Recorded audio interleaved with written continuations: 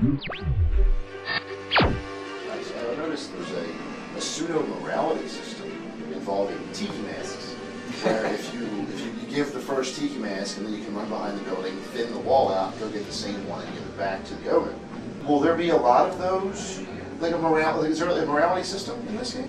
A lot of people think there is, and what that's telling me is that you've decided that certain behaviors are right and wrong. As a developer, as a storyteller, I've always tried very hard not to judge. Now, there are some characters who are going to say, wow, that bit with the tiki mask that you just described, that's wrong, you shouldn't have done that.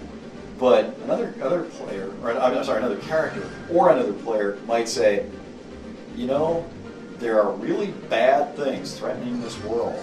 I have to do whatever I have to do to make myself powerful enough to take on the enemies of this world and save this world. The game is not saying, you know, doing that bit with the tiki mask is wrong, because that's the most efficient way to get to the next part of the game, which is making you, taking you one step closer to solving the world's problems. So it's not about right and wrong. It's about you deciding what's the best way to tackle this problem.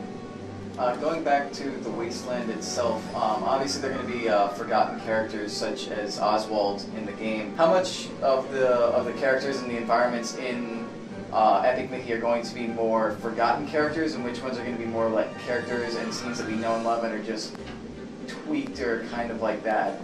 You know, if I really stop to think about it, I think it's probably mostly like sort of forgotten with some rejected concepts, but man, I could be completely wrong. I've never thought of that. I'm kind of a kitchen sink designer, so like I always tell everybody, start broad, you know, just throw everything in, and then you start cutting stuff out that doesn't fit the story or the situation and stuff.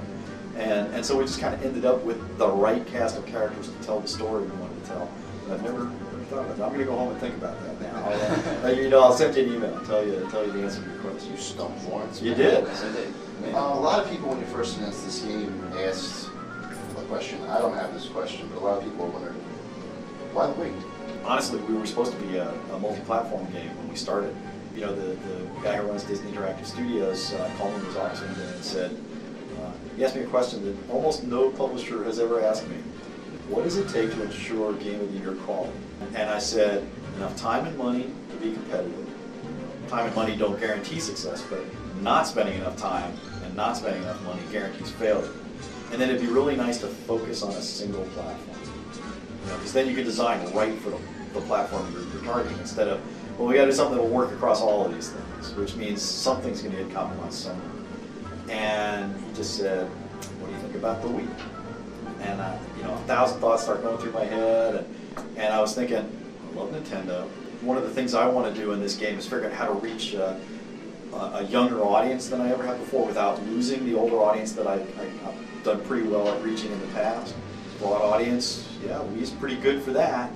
And then our core mechanic, even on the other platforms, was going to be that drawing and erasing thing. And as soon as you start talking about drawing and erasing, putting a brush in someone's hand, you know, or a pencil, makes perfect sense. And so at the time, gestural control equals Wii, throw all of that together, and it was an easy choice. You just said that the Wii was chosen mainly because of the motion controls. Now that the PlayStation 3 and the Xbox 360 are going to have the Move and Kinect coming out this fall, is there any chance in the future that Epic Mickey may go to the other platforms? There's no technical reason we couldn't, which there was back when we started working on this. If anybody's thinking about putting this on other platforms, they haven't talked to me about it yet. So, now, from a Disney fan standpoint, what is your all-time Disney favorite? Do you have one? Favorite short cartoon, maybe The Mad Doctor, maybe Clock Cleaners, one of those. Theme Park Ride, I just love the Indiana Jones ride. I absolutely adore it. It's phenomenal.